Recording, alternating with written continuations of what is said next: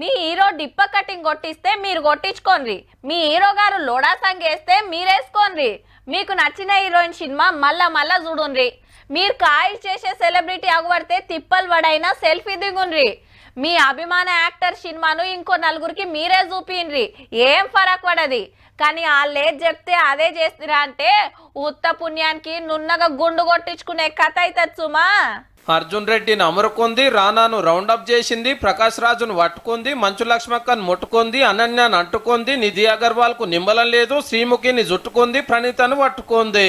మనోళ్ళ betting యాప్ల భాగవతం బయటకు వచ్చింది. మళ్ళా ఫలానా యాప్ల బెట్టింగ్ పెట్టుర్రి పైకం కమాయించురని ఫ్యాన్స్ ను ఎంకరేజ్ చేసినందుకు ఈ యాక్టర్లు యాక్టర్ అమ్మలు సెలబ్రిటీల మీద కేసు అయింది హైదరాబాద్ మియాపూర్ పోలీస్ స్టేషన్ లా.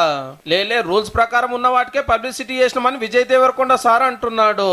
ఆల్రెడీ 11 మంది యూట్యూబర్ల మీద ముందే కేసులు అయితే విచారణ నడుస్తుంది.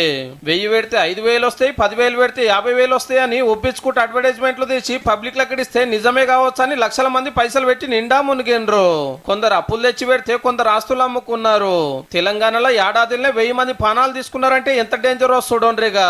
వాట్ ఎవర్ ఇస్ బ్యాండ్, ఆ బ్యాండ్ యాక్టివిటీ ప్రమోట్ చేస్తే legal action will be taken and it is being taken in different police stations.